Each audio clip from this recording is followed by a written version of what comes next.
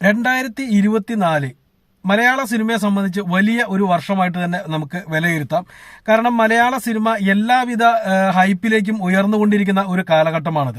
കഴിഞ്ഞ കുറച്ച് കാലമായിട്ട് തന്നെ മലയാള സിനിമ വലിയ പേരും പ്രശസ്തിയും ഇന്ത്യക്കകത്ത് നേടുന്നുണ്ട്, അതായത് കേരളത്തിന് പുറത്ത് നേടുന്നുണ്ട്. പക്ഷെ ഒരു ബോക്സ് ഓഫീസ് വിജയം എന്ന് പറയാവുന്ന രീതിയിൽ കേരളത്തിന് പുറത്ത് ഇതുവരെ വലിയ കാര്യമായിട്ടൊന്നും സംഭാവന ചെയ്തിട്ടുണ്ടായിരുന്നില്ല. അവിടെ ഇപ്പോൾ മഞ്ഞുമ്മൽ ബോയ്സ് എന്ന് പറയുന്ന സിനിമ തമിഴ്നാട്ടിൽ മലയാളം വേർഷൻ ചെന്നിട്ട് 50 കോടി നേടിയിരിക്കുന്നു.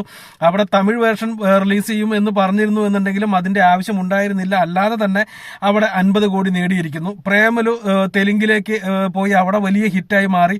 അതിന്റെ തമിഴ് വേർഷൻ റിലീസ് ചെയ്യും എന്നുള്ളൊരു വാർത്തകളൊക്കെ ഉണ്ടായിരുന്നു. എന്താണ് അതിന്റെ അവസ്ഥ എന്ന് അറിയത്തില്ല. അതുപോലെ തന്നെ ബ്രഹ്മയുഗം മലയാളം ഭാഷയായിട്ട് പോലും മറ്റു ഭാഷകളിൽ അതേ ഭാഷയിൽ തന്നെ, അതായത് മലയാള ഭാഷയിൽ തന്നെ അവിടെ പേരും പ്രശസ്തിയും നേടുകയുണ്ടായി. മറ്റ് ഭാഷകളിൽ റിലീസ് ചെയ്തു എന്നുണ്ടെങ്കിലും മലയാളം സിനിമ എന്നുള്ള രീതിയിൽ തന്നെയാണ് അവിടെ അതിനൊക്കെ വ്യാഖ്യാനിക്കുകയൊക്കെ ചെയ്തത്. ഈ ഒരു 3 സിനിമകളുടെ പേര് പറഞ്ഞുകൊണ്ടാണ് മലയാള സിനിമ 2024 ഏറ്റവും ടോപ്പിലാണ് എന്ന് നമ്മൾ വിലയിരുത്തുന്നത്. ഇതേ സമയത്ത് തന്നെ വലിയ വമ്പൻ സിനിമകൾ ഇവിടെ വൻ പരാജയങ്ങളായിട്ട് മാറിയിട്ടുണ്ട് എന്നുള്ളതും കൂടി എടുത്തു പറയേണ്ടതുണ്ട്. അതിന്റെ ഏറ്റവും വലിയ തെളിവുകളാണ് മോഹൻലാൽ നായകനായിട്ട് വന്ന സിനിമ, അതുപോലെ തന്നെ ദിലീപ് നായകനായിട്ട് വന്ന സിനിമ. അങ്ങനെ വലിയ താരങ്ങളുടെ സിനിമകളെല്ലാം തന്നെ ഇവിടെ പരാജയപ്പെടുന്നുമുണ്ട് എന്നുള്ളതും കൂടി ഇവിടെ എടുത്തു പറയേണ്ടതുണ്ട്. ഇതോടൊപ്പം തന്നെ മറ്റൊരു കാര്യം കൂടി ഇവിടെ ചർച്ച ചെയ്യപ്പെടാതെ പോകുന്നുണ്ട്.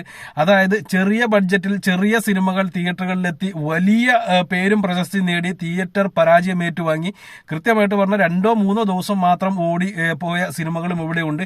ആ സിനിമകൾ കൂടി നല്ല രീതിയിൽ തിയേറ്ററിൽ വിജയമായിരുന്നു എന്നുണ്ടെങ്കിൽ നമുക്ക് ഓപ്പണായിട്ട് പറയാൻ സാധിക്കുമായിരുന്നു 2024 എന്ന് പറയുന്ന വർഷം മലയാളത്തിലെ എക്കാലത്തെയും മികച്ച വർഷങ്ങളിൽ ഒന്നായിട്ട് മാറ്റാമെന്നുള്ളത്. ഞാനിപ്പോൾ എന്തിനാണ് ഈ ഒരു സംഭവം ഇങ്ങനെ ഇത്ര നേരം പറഞ്ഞതെന്ന് നിങ്ങൾ ചിന്തിക്കുന്നുണ്ടാവും. ഒരു പ്രധാനപ്പെട്ട വെബ്സൈറ്റ് എന്ന് പറഞ്ഞാൽ മലയാളികൾ നടത്തുന്നതോ ഇന്ത്യക്കാർ നടത്തുന്നതായിട്ടുള്ള ഒരു വെബ്സൈറ്റ് അല്ല, ന്യൂസിലൻഡിൽ നിന്നുള്ളൊരു വെബ്സൈറ്റാണ്. അത് നമ്മുടെ IMDb പോലെ തന്നെ വലിയ കാര്യമായിട്ട് ഇന്ത്യക്ക് പുറത്ത് പല രാജ്യങ്ങളിലും വലിയ കാര്യമായിട്ട് ആളുകൾ സെർച്ച് ചെയ്യുന്ന ഒരു സൈറ്റാണ്. ആ സൈറ്റിന്റെ പേര് ലെറ്റർ ബോക്സഡ് എന്നാണ്. ലെറ്റർ ബോക്സ് ED എന്നാണ് എഴുതിയിരിക്കുന്നത്. ലെറ്റർ ബോക്സ് D എന്നാണ് വായിക്കുന്നതെന്നാണ് ഞാൻ മനസ്സിലാക്കുന്നത്. എന്റെ ഉച്ചാരണം ചിലപ്പോൾ തെറ്റായിരിക്കും. ലെറ്റർ ബോക്സ് D ക്ലിയർ ആയെന്ന് തോന്നുന്നു. നിങ്ങൾ ഗൂഗിളിൽ സെർച്ച് ചെയ്താൽ നിങ്ങൾക്ക് അറിയാം. അതായത് നമ്മുടെ IMDb ഒക്കെ പോലെ തന്നെയുള്ള ഒരു സൈറ്റാണ്. അത് വളരെയധികം പ്രാധാന്യം ഇന്ത്യക്ക് പുറത്ത്, പ്രത്യേകിച്ച് യൂറോപ്യൻ രാജ്യങ്ങളിലൊക്കെ ഉണ്ട്. ആക്ച്വലി അത് ന്യൂസിലൻഡിലുള്ള 2 യുവാക്കൾ ചേർന്ന് തുടങ്ങിയതാണ് 2011. ഇന്ന് ലോകത്ത് ഏറ്റവും അധികം ആളുകൾ സിനിമകളുടെ റേറ്റിംഗ് നോക്കാനായിട്ട് തെരഞ്ഞെടുക്കുന്നതും അതാണ്.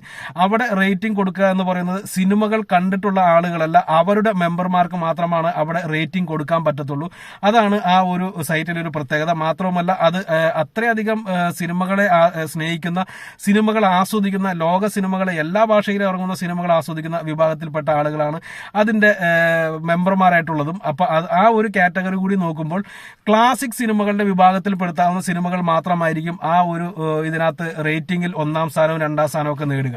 സാധാരണ ഇപ്പൊ നമ്മൾ IMDb നോക്കുകയാണെങ്കിൽ ഇപ്പോൾ ഒരു മോഹൻലാലിന്റെ ഒരു പടം ഏറ്റവും മോശം പടമായിക്കോട്ടെ, അല്ലെങ്കിൽ മമ്മൂട്ടിയുടെ ഒരു പടം ഏറ്റവും മോശം പടമായിക്കോട്ടെ, പടം റിലീസ് ചെയ്ത് ആദ്യത്തെ ഒരാഴ്ച അല്ലെങ്കിൽ 2 ആഴ്ച കഴിഞ്ഞ് നമ്മൾ നേരെ അതിന്റെ IMDbയിൽ റേറ്റിംഗ് നോക്കുന്ന സമയത്ത് 9 ആയിരിക്കും സ്റ്റാർ റേറ്റിംഗ് കിടക്കുന്നത്. അതായത് ലോകത്തെ ഏറ്റവും മികച്ച സിനിമയേക്കാൾ കൂടുതൽ റേറ്റിംഗിലായിരിക്കും ഈ സിനിമകളൊക്കെ കിടക്കുക. പക്ഷെ അത് നമുക്കറിയാം, ഒരു കൂടി പോയി കഴിഞ്ഞാൽ ഒരു മാസം അല്ലെങ്കിൽ 2 മാസം പിന്നീട് ലോക സിനിമകളെ ഇഷ്ടപ്പെടുന്ന ആളുകൾ ഈ റേറ്റിംഗ് കണ്ട സിനിമ കാണാൻ തുടങ്ങുന്ന സമയത്താണ് ഇതിന്റെ റേറ്റിംഗ് താഴോട്ട് പോകുന്നതും വളരെയധികം താഴോട്ട് പോകുന്നതൊക്കെ.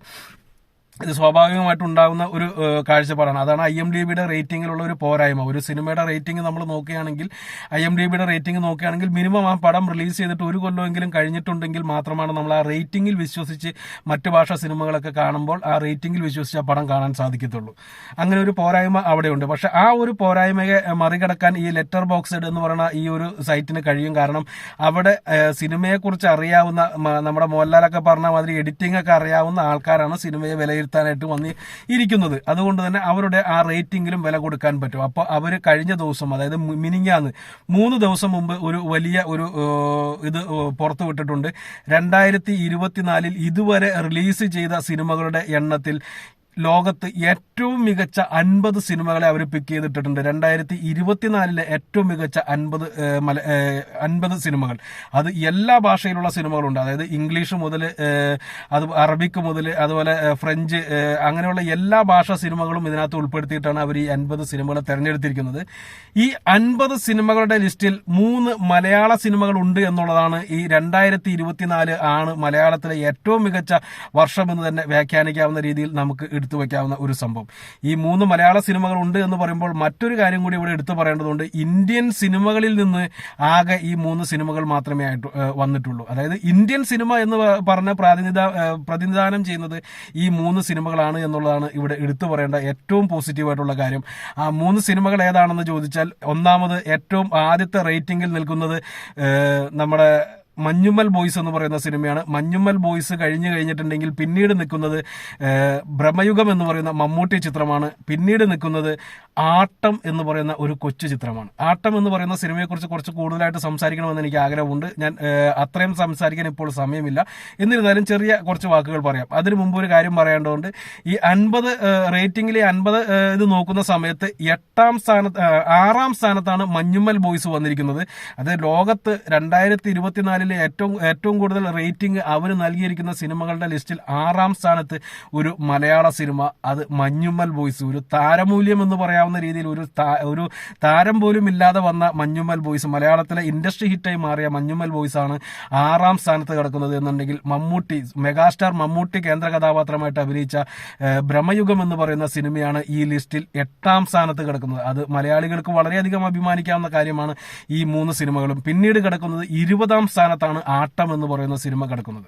ആട്ടം എന്ന് പറയുന്ന സിനിമ റിലീസിംഗ് സമയത്ത് തിയേറ്ററിൽ കാണാൻ പറ്റാതെ പോയതിൽ ഞാൻ വളരെയധികം ദുഃഖിക്കുന്നു. അതിന്റെ റിവ്യൂ ചെയ്യാൻ പറ്റാതെ പോയിരുന്നതിലും ഞാൻ വളരെയധികം ദുഃഖിക്കുന്നു. ആ ഒരു സിനിമ കൊച്ചു സിനിമയായിരിക്കും, അല്ലെങ്കിൽ ഒരു ശ്രദ്ധിക്കപ്പെടാൻ പോകുന്ന പടമായിരിക്കില്ല എന്ന് കരുതിയിട്ടാണ് ഞാൻ ആ സിനിമ കാണാതിരുന്നത്. ഞാൻ ആ സിനിമ കണ്ടിട്ടേ ഉണ്ടായിരുന്നില്ല. പിന്നീട് കഴിഞ്ഞ മാസം ഞാൻ തിരുവനന്തപുരത്ത് പോയപ്പോൾ എൻ്റെ ഒരു സുഹൃത്ത് സീരിയലിലൊക്കെ അസോസിയേറ്റ് ആയിട്ട് വർക്ക് ചെയ്യുന്നതാണ്, ഇവാൻ റമദാൻ എന്നാണ് അദ്ദേഹത്തിന്റെ പേര്. അദ്ദേഹമാണ് എന്നോട് പറഞ്ഞത് ഈ ഒരു സിനിമ കാണണം, അത് മസ്റ്റായിട്ട് കാണണം എന്നുള്ളൊരു കാര്യം. ആ സമയത്ത് തന്നെ നമുക്കറിയാം മമ്മൂട്ടി ആ സിനിമ കണ്ടു എന്നുള്ളതും അദ്ദേഹത്തിന് അണിയറ പ്രവർത്തകരെ വിളിച്ച് അദ്ദേഹം അഭിനന്ദിച്ചു എന്നുള്ള വാർത്തയൊക്കെ നമ്മൾ കേട്ടതാണ്. പക്ഷെ അദ്ദേഹം വിളിച്ച് അഭിനന്ദിച്ചു എന്ന് പറയുന്ന റിപ്പോർട്ട് പുറത്തു വരുന്ന സമയത്ത് തിയേറ്ററുകളിൽ ഈ സിനിമ ഉണ്ടായിരുന്നില്ല എന്നുള്ളതാണ് സത്യം. 2-3 ദിവസം മാത്രം തിയേറ്ററുകളിൽ ഓടി, പ്രധാനമായിട്ട് എറണാകുളം പോലുള്ളടത്തൊക്കെ ഒരാഴ്ചയൊക്കെ ഓടിയിട്ട് പോയ ഒരു സിനിമ, പരാജയം എന്ന് തന്നെ നമുക്ക് പൂർണ്ണമായിട്ടും വിളിക്കാവുന്ന ഒരു സിനിമ ഈ ലിസ്റ്റിൽ ഇടം നേടിയിട്ടുണ്ടെങ്കിൽ ആ സിനിമ അതിനുള്ളത് ഉണ്ട് എന്നുള്ളതാണ്. ആ സിനിമ കണ്ടു കഴിയുമ്പോൾ നിങ്ങൾക്ക് മനസ്സിലാക്കാൻ സാധിക്കും. ഒരു നാടക ട്രൂപ്പും അവിടെ നടക്കുന്ന ഒരു ചെറിയ സംഭവം, ഒരു നായികയ്ക്ക് പറ്റുന്ന ഒരു ഇതും സംഭവിക്കുന്ന ഒരു സംഭവം, അതുമായി ബേസ് കിടക്കുന്ന ഒരു ചർച്ചയുമാണ് ആ സിനിമ. ആ ഒരു കാഴ്ചപ്പാട് ഫസ്റ്റ് കാഴ്ചപ്പാടാണ് എന്ന് നമുക്ക് പറയാൻ പറ്റത്തില്ല. മലയാളത്തിലും അതുപോലുള്ള കാഴ്ചപ്പാടുകളൊക്കെ ഉണ്ടായിട്ടുണ്ട്. അതായത് നമ്മുടെ 12 ആംഗ്രി മാൻ എന്ന് പറയുന്ന സിനിമയെ പറ്റി നിങ്ങൾ കേട്ടിട്ടുണ്ടാവും. ആ 12 ആംഗ്രി മാൻ എന്ന് പറയുന്ന സിനിമ ഒരു ലൊക്കേഷനിൽ 12 മനുഷ്യന്മാരിരുന്ന് സംസാരിക്കുന്നതാണ് ആ സിനിമ. അതുപോലെ തന്നെയാണ് the man from the earth എന്ന് പറയുന്നത്. ഒരു വീട്ടിൽ ഒരു 5-6 ആളുകൾ ഇരുന്ന് സംസാരിക്കുന്നത് മാത്രമാണ് ആ സിനിമ. ഈ 2 സിനിമകളുമാണ് ഞാൻ ലോകത്ത് ഇതുവരെ ഇറങ്ങിയിട്ടുള്ള സിനിമകളിൽ കണ്ടതിൽ എനിക്ക് ഏറ്റവും ഇഷ്ടപ്പെട്ട സിനിമകൾ. അതിൽ തന്നെ 12 ആംഗ്രി മെൻ എന്ന് പറയുന്ന സിനിമയേക്കാൾ കൂടുതൽ ഞാൻ ഏറ്റവും കൂടുതൽ ഇഷ്ടപ്പെടുന്ന സിനിമ എന്ന് പറയുന്നത് the man from the earth എന്ന് പറയുന്ന സിനിമയാണ്. നിങ്ങൾ കണ്ടിട്ടുണ്ടെങ്കിൽ താഴെ ഒന്ന് രേഖപ്പെടുത്താൻ മറക്കാതിരിക്കുക. ഒരു ഗംഭീര ഐറ്റം ആയിരിക്കും അത്. ആ ഒരു അനുഭവത്തിന്റെ ഒരു 50% എനിക്ക് കിട്ടിയ ഒരു സിനിമയാണ് ആട്ടം എന്ന് പറയുന്ന സിനിമ. ഒരു പെണ്ണിന്റെ രാത്രി കിടന്നുറങ്ങുന്ന സമയത്ത് ഒരു നാടക ഗ്രൂപ്പിലെ ഒരേ ഒരു നായികയായിട്ടുള്ള പെൺകുട്ടിയുടെ മാറത്ത് ആരോ വന്ന് കയറി പിടിക്കുന്നു രാത്രി. അത് ആരാണ് എന്നുള്ളതിന് ഒരു ഊഹം അവൾക്ക് കിട്ടിയിട്ടുണ്ട്. അവളുടെ കാമുകനായിട്ടുള്ള ഈ ട്രൂപ്പിൽ തന്നെയുള്ള ഒരാളോട് അതിനെപ്പറ്റി പരാതി പറയുന്നു. ഈ പരാതിയും എടുത്തുകൊണ്ട് അയാൾ ഈ ആണുങ്ങളായിട്ടുള്ള 11 പേരെയും വിളിച്ചുകൊണ്ട് അവിടെ ഒരു സംഭാഷണം, ഇതിനെപ്പറ്റി ഒരു ചർച്ച ചെയ്യുന്നു. ആരാണ് ഈ പിടിച്ചത്, അയാളെ പുറത്താക്കണം എന്ന് പറഞ്ഞിട്ടുള്ളൊരു ചർച്ച ആരംഭിക്കുന്നു. ഈ ചർച്ച പോകുന്ന പോക്ക്, അത് ഏതൊക്കെ മാനങ്ങളിലൂടെ ഏതൊക്കെ രീതിയിലൂടെ ആ ചർച്ച മുന്നോട്ട് പോകുന്നു എന്ന് കേൾക്കുമ്പോൾ മനുഷ്യനായിട്ട് ജീവിച്ചിരിക്കുന്നതിൽ നമുക്ക് തന്നെ നാണം തോന്നുന്ന രീതിയിലുള്ള സംഭാഷണങ്ങളും കാര്യങ്ങളുമാണ് അതിനകത്ത് നടക്കുന്നത്. അതിനകത്ത് കാണിക്കുന്ന ഓരോരുത്തരുടെയും ഓരോരോ സ്വഭാവങ്ങളും റിയലി ഏതൊരു മനുഷ്യനിലും നമ്മൾ കണ്ടിട്ടുള്ളതാണ്. അത് അവൻ അഭിമാനത്തോടു കൂടി ചെയ്യുന്ന കാര്യങ്ങളെ പോലും നമ്മളെ ചോദ്യം ചെയ്യിപ്പിക്കുന്ന രീതിയിലാണ് ഇതിനകത്ത് ഓരോ രംഗങ്ങളും കടന്നു പോകുന്നത്. ബ്രഹ്മയുഗം എന്ന് പറയുന്ന സിനിമയെക്കുറിച്ച് ഞാൻ പറയേണ്ട കാര്യമില്ല, നിങ്ങൾക്ക് എല്ലാവർക്കും അറിയാവുന്നതാണ്. മമ്മൂട്ടി എന്ന് പറയുന്ന നടന്റെ ഗംഭീരമായിട്ടുള്ള പെർഫോമൻസും ഗംഭീരമായിട്ടുള്ള ടെക്നിക്കൽ യൂസ് ചെയ്തിട്ടുള്ള ഗംഭീരമായിട്ടുള്ള ഡയറക്ഷനും ഒത്തുചേർന്നിട്ടുള്ള ഒരു സിനിമയാണത്.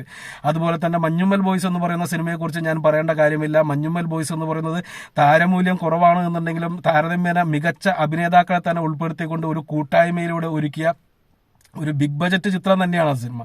ആ ഒരു സിനിമ അത് അർഹിക്കുന്നതിനേക്കാൾ വലിയ വിജയം എന്ന് പറയാൻ പറ്റത്തില്ല, അത് അർഹിക്കുന്ന വിജയം തന്നെയാണ് നേടിക്കൊണ്ടിരിക്കുന്നത് എന്നും കൂടി ഇവിടെ എടുത്തു പറയേണ്ടതുണ്ട്. പക്ഷേ എനിക്ക് ഉറപ്പുണ്ട് നിങ്ങളിൽ പലരും ഈ ആട്ടം എന്ന് പറയുന്ന സിനിമ കണ്ടിട്ടുണ്ടാവില്ല എന്നുള്ളത്. ടെലിഗ്രാമിൽ ഇപ്പോൾ ലഭ്യമാണ്, ആമസോണിലോ മറ്റുമാണ് റിലീസ് ചെയ്തത്, പക്ഷേ ടെലിഗ്രാമിൽ ലഭ്യമാണ്. അതുകൊണ്ട് തന്നെ ആർക്കും ഫ്രീ ആയിട്ട് കാണാവുന്ന ഒരു സിനിമ കൂടിയാണത്. മസ്റ്റ് വാച്ച് സിനിമയാണ്. അത് കാണുക. അത് കണ്ടിട്ടുള്ളവർ താഴെ അഭിപ്രായം പറയുക. അതുപോലെ ഞാൻ ഒരിക്കൽ കൂടി ചോദിക്കുന്നു, 12 ആംഗ്രി മെൻ എന്ന് പറയുന്ന സിനിമയും അതുപോലെ തന്നെ the man from the earth എന്ന് പറയുന്ന സിനിമയും നിങ്ങൾ കണ്ടിട്ടുണ്ട് എന്നുണ്ടെങ്കിൽ അതിനെക്കുറിച്ചും താഴെ ഒന്ന് അഭിപ്രായം പറയുക. ഈ 3 സിനിമകളിൽ ഏതാണ് നിങ്ങളുടെ ഫേവറേറ്റ് എന്നുകൂടി അഭിപ്രായം പറയുക. ഞാൻ തീർച്ചയായിട്ടും ഈ 3 സിനിമകൾ, അതായത് മലയാളത്തിലെ ഈ 3 സിനിമകൾ എടുത്തു വയ്ക്കുന്നതിൽ ഞാൻ അതിനകത്ത് 1ാം സ്ഥാനം കൊടുക്കാൻ ആഗ്രഹിക്കുന്നത് ആട്ടം എന്ന് പറയുന്ന സിനിമയ്ക്ക് തന്നെയാണ്. അതിനുശേഷം മാത്രമേ ബ്രഹ്മയുഗവും മഞ്ഞുമ്മൽ ബോയ്സിനും ഞാൻ റാങ്ക് കൊടുക്കുകയുള്ളൂ. തീർച്ചയായിട്ടും നിങ്ങൾ ആട്ടം കണ്ടിട്ടുള്ളവരാണ് എന്നുണ്ടെങ്കിൽ ഈ പറഞ്ഞ വാക്കിനേക്കാൾ അപ്പുറമായിട്ട് നിങ്ങളും പോവില്ല എന്നുള്ളത് കൂടി എടുത്തു പറയുന്നു. നിർഭാഗ്യവശാൽ ആ സിനിമ കാര്യമായിട്ട് മാർക്കറ്റ് ചെയ്യാതെ പോയി, അല്ലെങ്കിൽ ആ സിനിമ അർഹിക്കുന്ന രീതിയിലേക്ക് ജനങ്ങളിലേക്ക് എത്താതെ പോയി എന്നുള്ളത് തന്നെയാണ് ആ സിനിമ തിയേറ്ററിൽ പരാജയമായിട്ട് മാറാനുണ്ടായ കാരണം. പക്ഷെ എല്ലാ കാലത്തും മലയാള സിനിമയുടെ അഭിമാനമായിട്ട് ഇനി ഉയർന്നു വരാൻ പോകുന്ന സിനിമകളുടെ പേരിൽ ആട്ടവും ഉണ്ടാകും എന്നുള്ളതും കൂടി ഇവിടെ എടുത്തു പറയുന്നു. ഈ ഒരു ഇപ്പോൾ കിട്ടിയ ഈ ഒരു എന്താ പറയുക, ഒരു അവാർഡ് എന്ന് തന്നെ വേണമെങ്കിൽ പറയാം, അത് ഈ സിനിമയ്ക്ക് ഇനിയും കൂടുതൽ ആളുകളിലേക്ക് എത്താൻ ഒരു കാരണമായി മാറുമെന്നും കൂടി ഞാൻ വിശ്വസിക്കുന്നു. നന്ദി, നമസ്കാരം.